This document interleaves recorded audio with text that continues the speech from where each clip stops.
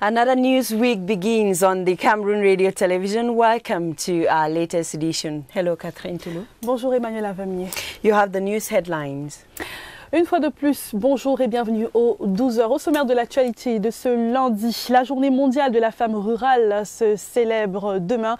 Cette travailleuse de campagne qui dépend essentiellement des ressources naturelles et de l'agriculture va se révéler au grand jour. La semaine nationale a été lancée dans la ville de Yaoundé ce jour.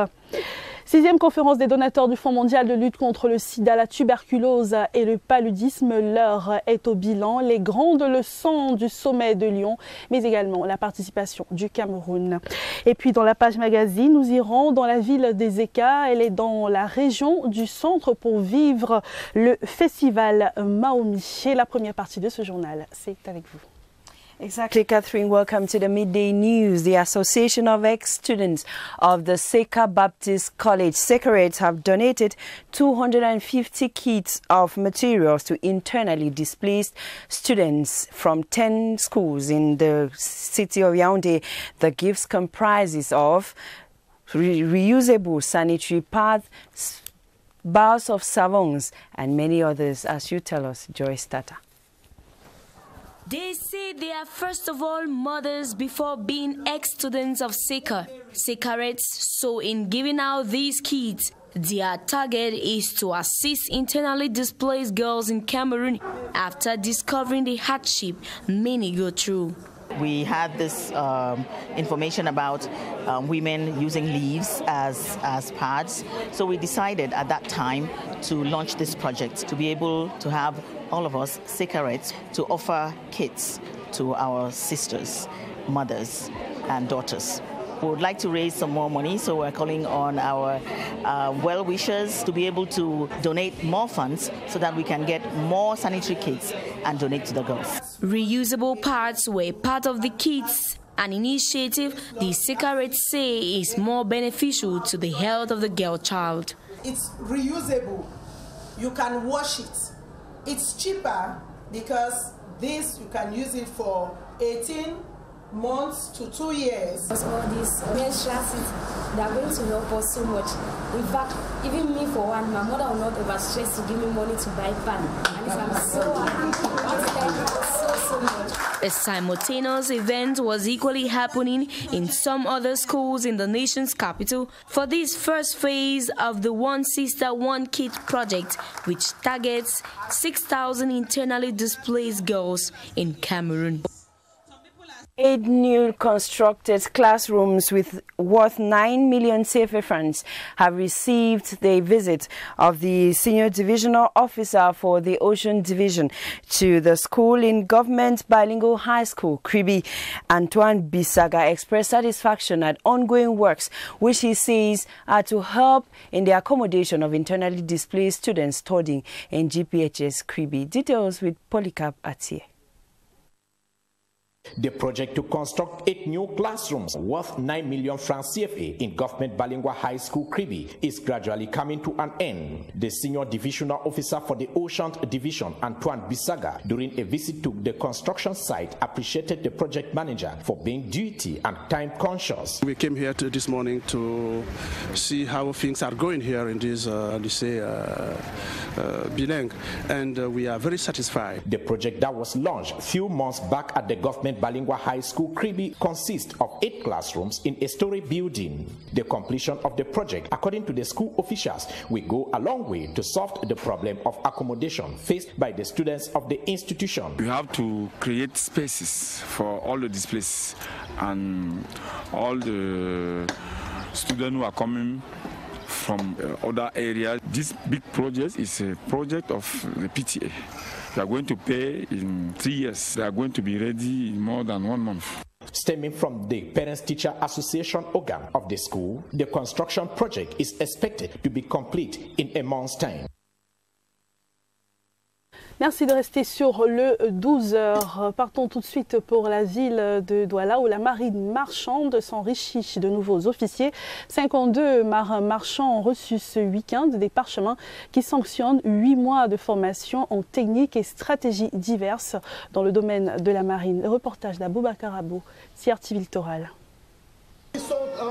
Cette cuvée particulière a reçu le baptême de l'eau, mais c'est à l'épreuve du feu de l'action qu'ils seront jugés.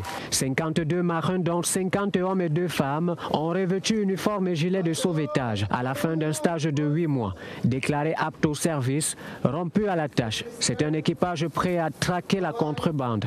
Nous avons appris dans la marine marchande la lutte contre la piraterie, la lutte contre les actes de violence dans le domaine maritime, le sauvetage maritime. Je suis prête à relever le défi.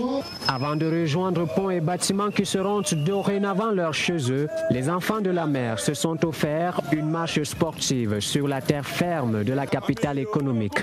Tout en jambes, l'encre a été jetée à l'inspection du travail où ils ont reçu, des mains du commandant, l'onction finale. La marine marchande, c'est d'abord un corps civilo-militaire et qui a pour objectif d'accomplir les missions régaliennes de l'État dans l'espace maritime. Alors, ce que nous attendons de nos éléments est qu'ils soient à la hauteur de répondre et de satisfaire aux exigences et aux besoins de l'État camerounais en ce qui concerne le domaine maritime. Des parchemins de fin de formation avant le bain de foule, fait de yo-yo et d'embrassades avec les parents et amis. Le rituel accompli, ils prendront le temps de dire au revoir aux leurs avant d'embarquer sur le navire du devoir.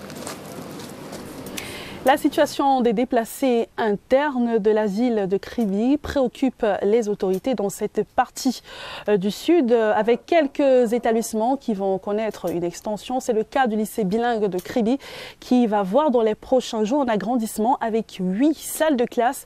Le préfet du département de l'Océan était sur les lieux ce week-end. Le reportage de Dieudonné Noira. 2 grands événements ont aujourd'hui engendré de sérieuses mutations dans le secteur éducatif à Kribi. D'abord, la mise en exploitation du port autonome de Kribi et l'instabilité sociale observée dans les régions du nord-ouest et du sud-ouest. Parmi les conséquences sur place, le flux massif des élèves déplacés internes et les autres, dont les parents sont venus à Kribi pour chercher fortune. Il fallait donc trouver des stratégies pour contenir tous ces élèves, d'où la construction de nouvelles salles de classe. L'exemple le plus patent étant celui du lycée bilingue de Kribi qui a reçu la visite du préfet de l'Océan Antoine Bissaga, venu apprécier les travaux de construction d'un bâtiment R+1 de 8 salles de classe financé à hauteur de 90 millions de francs CFA par l'APE, l'association des parents d'élèves. Nous devrions intégrer tous ces élèves qui devaient venir de 2 régions un peu sinistrées de notre pays et donc nous sommes satisfaits que tout va bien et notamment au niveau de ce bâtiment construit par l'association des parents d'élèves. Aujourd'hui, le lycée bilingue de Kribi compte 2007 élèves dans la section anglophone, très loin des 446 de l'année 2016. Nous avons bénéficié de la part de notre hiérarchie, le ministre de l'enseignement secondaire qui était ici. Le 2 mars dernier, nous avons accordé un BIP de 2 salles de classe déjà réceptionnées. Et l'association des parents d'élèves qui est à la base de ce projet de 8 salles de classe R+, est à l'œuvre. Donc c'est un financement 100% association des parents d'élèves sur autorisation du ministre. 8 salles de classe, 4 bureaux pour à peu près 800 élèves. Une preuve indiscutable du souci constant de la communauté éducative de l'Océan pour la promotion de l'école pour tous dans des conditions qui plaisent aux élèves. The 4th edition of the Sunghak Peace Award or Prize has been handed to 3 personalities in the religious, political and civil society. Amongst them is Senegalese President Macky Sall for his efforts to promote good governance.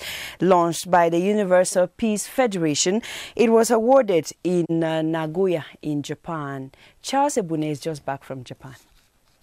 One of the key events of the Japan Summit and Leadership Conference by the Universal Peace Federation was the unveiling of the latest winners of the Sunghak Peace Prize. That award is there to encourage people that are living for the sake of others, people, the leadership that are really caring of others, not about themselves. The announcement for the less than a decade-old award was held on the sidelines of the first ever global press conference by the co-founder of the Universal Peace Federation. This year, laureate, as you saw it, there is Ban Ki-moon for all his great achievement when he was the General Secretary of the United Nations, especially his engagement in trying to save our planet Earth. The prize recognizes people who are excelling in making measured impact for the positive change of humanity. The committee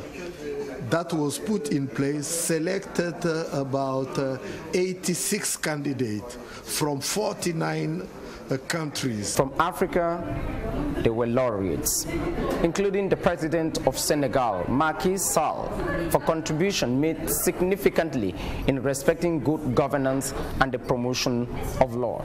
One of the previous winners of the award is the current president of the African Development Bank for efforts made to mechanize agriculture and hand direct financial power to farmers in Africa. And we're staying with Charles Ebune to take our guest on this edition of the Midday News, who is America's Congressman Andrew Stephen Biggs. He was one of the participants at the just ended Japan Summit on Leadership Conference organized by the Universal Peace Federation. Both men talked about the Nagoya Peace Declaration. Let's watch. Andy Biggs, welcome. Thank you, Charles. Good to be with you. The Nagoya Declaration, and I just read a portion of it. Humanity has reached a critical turning point as global civilizations meet the first unprecedented challenges. What do you make out of that? Well, I think what this declaration is making the point that we're facing everything from environmental challenges to military challenges or challenges to the independent nation states. We're facing every kind of threat to energy and war, and there's this notion of crisis and conflict that we're seeing happen in the world today. Well, you just enumerated some of the challenges facing the world today. When you look at the Pacific area in particular, Japan, South Korea, and the United States associated, as stated in the declaration, that should be the third paragraph in particular. What do you think are the forefront challenges in this area? Well, I think we're seeing the rise in this region of the Chinese hegemon. China has long wanted to project a power in the region, and now I think they would like to expand and go beyond that. So that's one problem. I think the North Korean issue, their bellicosity, that's another issue. I think, and the fact that they keep, for instance, doing missile tests, that we're trying to see what's going on. I think also what you've got going on is the relationship between Japan and South Korea today, where pretty soon they will no longer be sharing intelligence. That agreement will expire and they're not going to renew it, at least as of today as my talking to you. President Donald Trump has established a kind of detente with North Korea. Should that be a source of worry to American leadership, to Japanese leadership, and South Korean leadership in the Pacific areas? You have peace on the Korean Peninsula, even if you keep them separate states, which at this point I think you'd probably be better off with separate states. But if you could get North Korea to stand down and be a what I would call a rational world player, a rational state actor, I think what you would have is an ability to help stabilize the region. And so President Trump's approach seems to be to provide a détente, to provide a reason for them to want to work within the region, not with China, but with all the states. That provides stability. That enhances the opportunity to have peace. President Donald Trump, in particular, has opted in the last United Nations General Assembly meeting that the future of the world does not belong to globalists. It belongs to patriots. And if I understand that clearly, simply means nationalism. And that is what this declaration is afraid of. I'm not going to say that I agree with that necessarily, because I think what President Trump's trying to get at is if you have weak nation states, and the places where I see weak nation states, you create a vacuum. So a number of things happen. Either you create conflict within that nation state as it's collapsing. You see the rise to power of someone who is not interested in judicious and fair conduct towards people. I think that's really what Donald Trump's getting at. I agree with that position, as a matter of fact. Representative Andy Biggs from Arizona, thank you very much indeed for being guest on this program. Yeah, my pleasure. Best of luck to you. You're welcome. Merci beaucoup Charles Ebouné. Dans le reste de l'actualité, l'ambassadeur de France au Cameroun, Christophe Guilou, était en visite dans la région de l'extrême nord. Il s'est entretenu avec les autorités administratives, parmi lesquelles le gouverneur de la région de l'extrême nord. Le diplomate français s'est intéressé aux questions de sécurité, mais également de développement, avec une évaluation des actions menées par l'Agence française de développement dans cette partie du pays. Le reportage Alexis Guidertjan, CRTV Extrême Nord. La France est l'un des partenaires de prestige au développement du Cameroun. Un partenariat qui se manifeste à travers plusieurs réalisations financées par l'Agence française de développement AFD, le contrat des entêtements en développement C2D et implémenté sur le terrain par plusieurs programmes et projets, dont le PNDP, et c'est à la satisfaction des bénéficiaires. Le marché de Gazawa n'était pas clôturé, mais avec l'aide du PNDP, nos marchés sont clôturés, on arrive à bien maîtriser les recettes. La construction d'un magasin de stockage dans un bassin de production contribue à résorber le chômage et en même temps à sécuriser les produits agricoles. En visite de travail dans la région de l'extrême nord, l'ambassadeur de France au Cameroun, au-delà des échanges avec plusieurs acteurs, dont le gouverneur Mijiawa Bakari, sur des questions sécuritaires et de développement, est allé au marché à bétail de Gazawa et à Djagalaye dans la commune de Maroc 1er pour toucher du doigt les réalités du terrain. Au terme de la partie, c'est la satisfaction. Je suis très content de voir concrètement que la coopération française, l'Union européenne, contribuent au financement d'activités très précises et en même temps fournissent du travail à la jeunesse de la région. Cette jeunesse en a beaucoup besoin à la fois aujourd'hui et pour demain.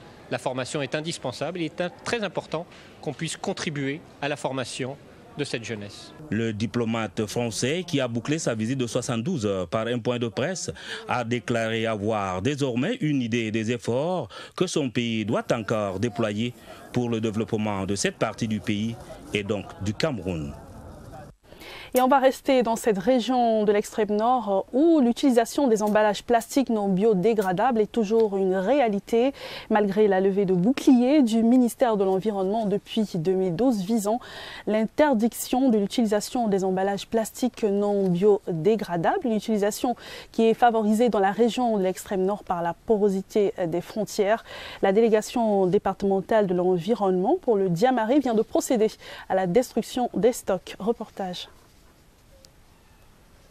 Depuis 2012, l'on sait que l'utilisation de l'emballage plastique non biodégradable est formellement interdite au Cameroun. Dans la région de l'extrême nord, ces emballages non autorisés sont encore présents sur les marchés malgré de nombreuses répressions. Depuis l'interdiction de ces emballages, nous déployons toujours sur les marchés, les points de vente, nous faisons la répression. Mais si jusqu'aujourd'hui les emballages persistent, c'est parce que nous avons la porosité de nos frontières et également l'incivisme de la population. Pour mettre fin à la circulation de ces emballages prohibés, une synergie d'action est mise en place. La collaboration entre les autres administrations. Par exemple, ce que vous voyez derrière moi, ces emballages plastiques ont été saisis par le commissariat de sécurité publique du 3e arrondissement de la ville de Maroua et mis à notre disposition. Des efforts sont davantage consentis par les pouvoirs publics pour éradiquer définitivement ce problème. Le ministre de l'Environnement a dernièrement créé les postes de contrôle environnementaux au niveau des frontières. Ce qui fait que dès que ces plastiques vont entrer dans notre territoire, ils seront stoppés. Ces actions vont se poursuivre sur le terrain pour davantage assainir le milieu. French ambassador to Cameroon, Christophe Guilou, has been meeting with officials, administrative and military officials in the far north region to become used to the situation or the security situation in that part of the country. For 72 hours, the French diplomats visited different projects sponsored by the French government, including the cattle market in Gazawa and another project, the warehouse in Jagale. Constantine Baum was with the diplomat. It was a 3-day working visit as His Excellency Christophe Guilou, Ambassador of France to Cameroon, had to meet with the governor, the military and other elements of security forces to get a comprehensive view of the challenges faced by the region. According to the French diplomat, the far north region faces very serious challenges, such as Boko Haram attacks and developmental challenges as well. To come on the ground, to assess exactly how's the situation, to draw conclusions for the support that France can provide. The French government has been assisting Cameroon in its development drive, and many projects have been sponsored by France through their contribution with the European Union, the French Agency for Development, and many of these projects in the Far North region are being implemented by the National Community-Driven Development Program, PNDP. This explains why the French ambassador to Cameroon, Christophe Guilou, visited some projects like the cattle market in Gazawa and the warehouse for farmers in Jagale. These projects directly have strong impacts for the respective communities. His reaction after the visit. This region needs a lot of development. It has resources, but it lacks development. And how do you, how can you develop the region? By first of all, giving work to the youth. And by giving your work to the youth, you also train them. The Far North is the second region to be visited after the Southwest region by the French ambassador to Cameroon, His Excellency Christophe Guilou. And we stay in the Far North region where tons of non-biodegradable plastic bags have been destroyed by the regional delegate of the environment to sound as a warning to unscrupulous individuals that continue to trade in such prohibited goods. Details of the story with Henry Tatwe Kambi. With sharp knives, cutlasses and scissors, the stock of plastics used for packaging were rendered unusable for putting things inside. The destruction of the non-biodegradable plastic bags was just in conformity with the decision of the Ministry of Environment as the representative of the Far North Regional Delegate for Environment explains. The destruction of these plastic bags is in conformity with the 2012 decision banning the use of non-biodegradable plastic bags. The Minister of Environment has recently created control posts at the borders to stop the importation of the banned plastic bags. The Diamare Divisional Delegation of Environment that initiated the destruction of the plastic bags publicly is now warning defaulters of the decision to adjust or face the law.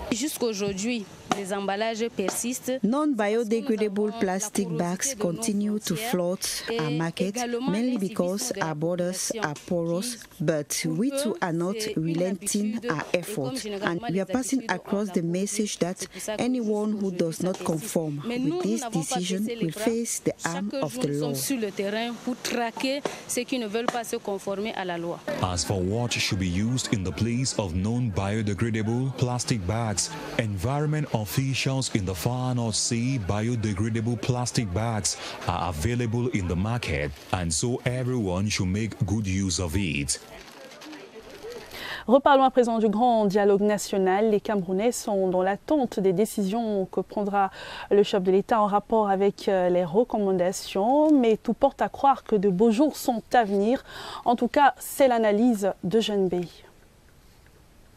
Qui reste quand même à redynamiser et à perfectionner pour que les Camerounais formés dans ce moule excellent partout où ils se trouvent.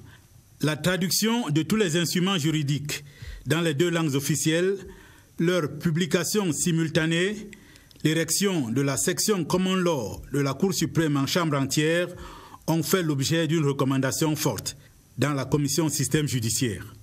La place et le rôle de la diaspora ont été reconnus au cours de ce grand dialogue national.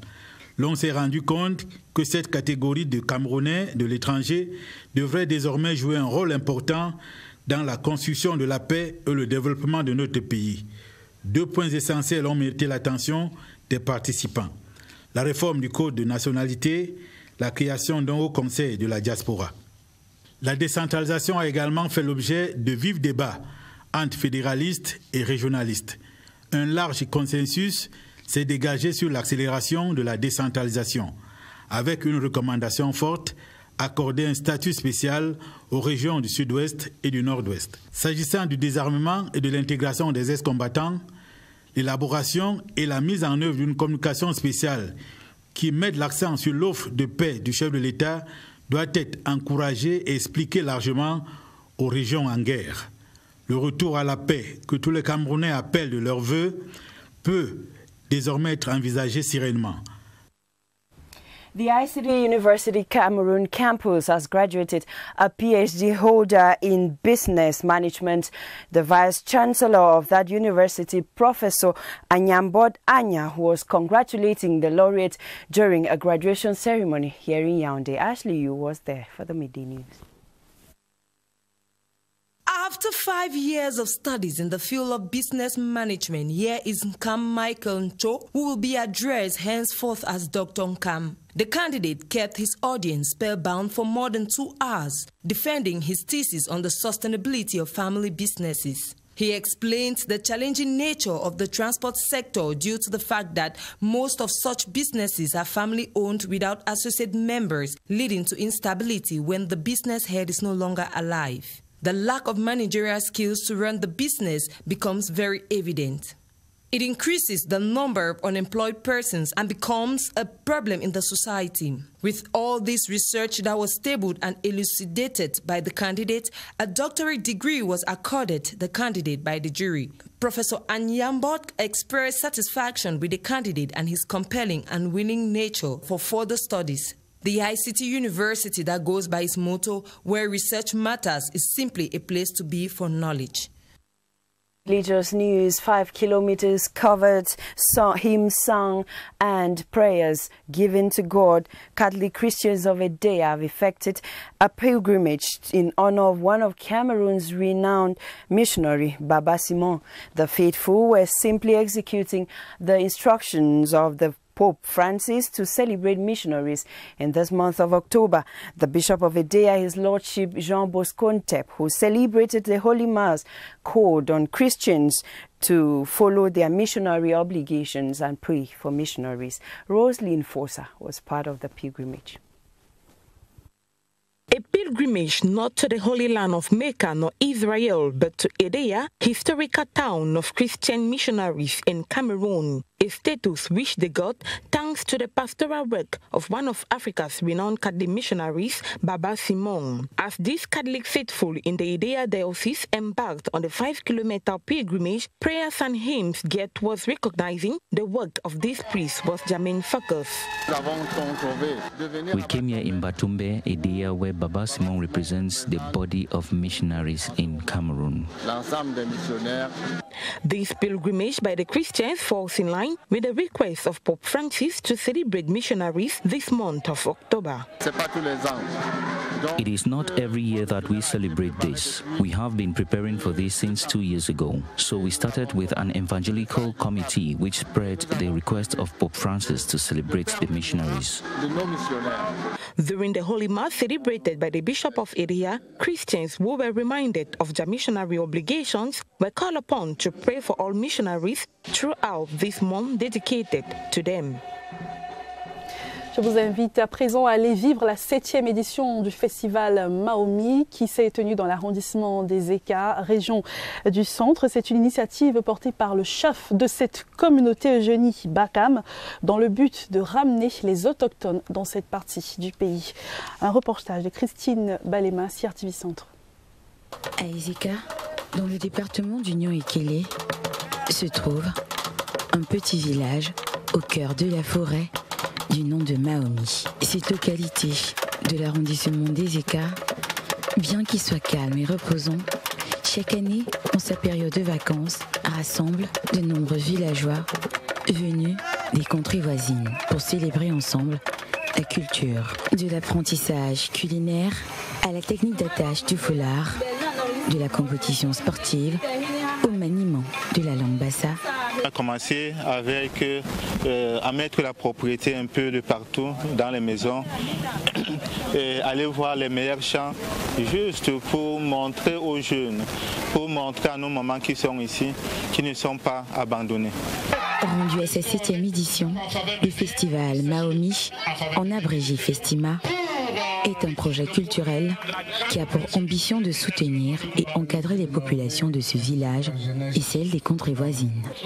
Une initiative portée par le chef de cette communauté, Sa Majesté Eugénie Florence Miyembakan. L'objectif était d'accompagner dans la jeunesse qui vient de la ville à se plaire au village, dans des activités qu'elles ont l'habitude de faire en ville, mais également à découvrir l'agriculture, parler en leur langue locale.